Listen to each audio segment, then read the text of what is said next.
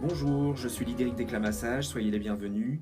Je suis masseur bien-être humain et équin avec une spécificité en Ayurveda. Ayurveda qui fournit de formidables repères pour mieux se comprendre, pour mieux comprendre vos animaux et optimiser ces relations uniques. Si cette vidéo vous interpelle, si vous avez envie d'en savoir plus ou de bénéficier de mon travail, n'hésitez pas à me contacter, n'hésitez pas à vous abonner à ma page.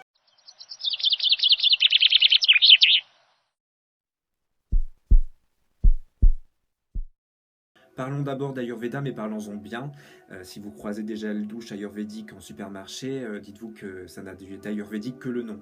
L'Ayurveda, c'est quelque chose qu'il faut respecter. C'est une science ancestrale qui vient d'Inde. En sanskrit, Ayurveda, c'est la science de la vie et par extension la science de la vie allongée. On optimise ce qu'on appelle le prana. Prana, c'est l'énergie vitale de chaque être et de chaque individu. L'un des principes de base de l'Ayurveda, c'est de partir du principe que l'énergie vitale de chaque être, chaque animal, chaque humain, est un subtil mélange des éléments tels que l'air, l'éther, le feu, la terre et l'eau. Ce subtil mélange va créer une personnalité vraiment propre, donc ça n'est pas très catégorisant comme on pourrait le croire, mais effectivement, on peut catégoriser trois types d'individus, trois types d'animaux. C'est ce qu'on appelle les doshas. Ainsi, le dosha Vata est constitué principalement d'air et d'éther, le dosha Pitta est constitué principalement de feu et d'eau, et le dosha Kapha est constitué principalement d'eau et de terre. Ça ne veut pas dire que ça catégorise les animaux ou les humains. Je suis moi-même tridoshique, j'ai les trois. Voilà, ce sont vraiment des subtils mélanges, des subtils dosages qui font l'unicité de chaque individu et chaque animal.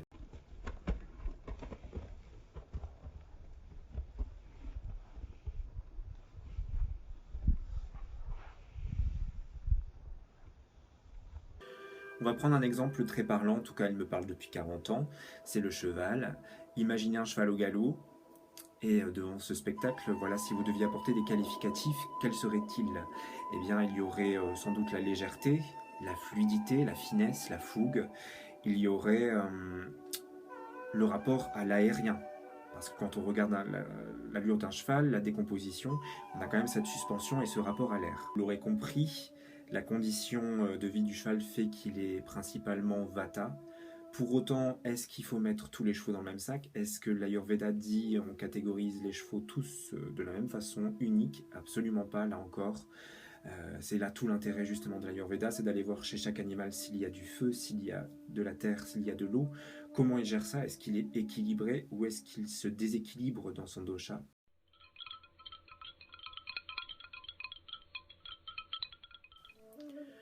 Je viens de parler de déséquilibre et c'est là un autre fondement de l'Ayurveda.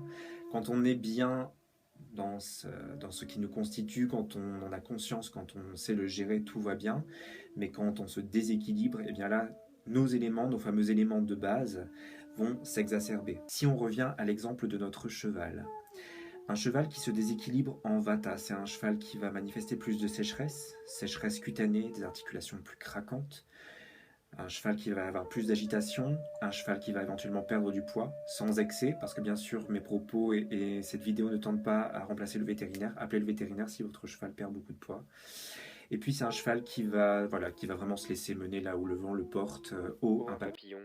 Si tout cela se manifeste chez votre cheval sans excès, sinon vous voyez un vétérinaire bien sûr, il est important d'établir une régularité. Régularité dans le travail, régularité dans les sorties, pas de nouveautés, vous mettez ça de côté pour l'instant, pas de trop de monde ni trop de chevaux dans les moments de travail.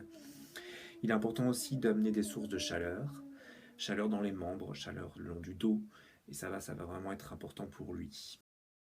Un cheval qui se déséquilibre en pitta, feu et eau, c'est un cheval qui va être très colérique. Vous allez vraiment sentir le volcan au bout de la longe. Un cheval qui va être plus dominateur, qui va être un peu submergé aussi par toutes ces émotions qui le traversent. C'est un cheval qui va vraiment beaucoup transpirer aussi au travail, beaucoup d'eau.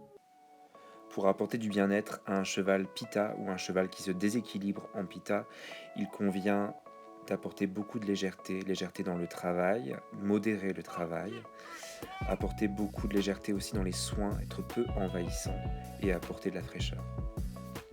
Troisième et dernier cas, c'est le cheval qui se déséquilibre en kapha, terre et eau. C'est le cheval qui va être un peu plus léthargique, avec une prise de poids. Là aussi, s'il y a des excès, s'il y a des signes inquiétants, vous appelez votre vétérinaire sans hésiter. C'est le cheval qui va être plus sédentaire, qui va être plus éteint, qui va éventuellement montrer des signes un peu de vexation ou de déception. Ça existe aussi chez les chevaux. Il est important de stimuler un cheval kapha ou en excès de kapha avec des jeux, avec du ludique, avec des présences stimulantes.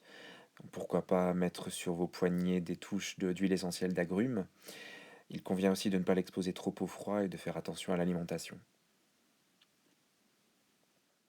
Voilà ces 3 exemples simples pour vous montrer que l'Ayurveda c'est une approche holistique. Le corps et l'esprit ne font qu'un. Pour soigner le tout, il faut prendre soin des deux. Et c'est pour vous montrer aussi qu'il y a beaucoup d'instincts, que votre instinct de propriétaire d'animal peut travailler et trouver des pistes dans l'Ayurveda.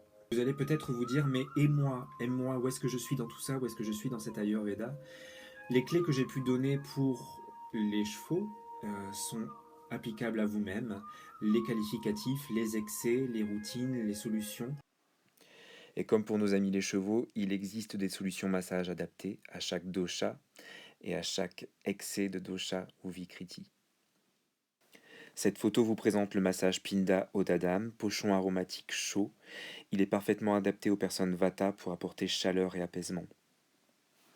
Pour le massage des personnes Pitta ou en excès de Pitta, excès de feu et d'eau, ce petit volcan interne qui commence à gronder, je conseille vivement le bol Kansu.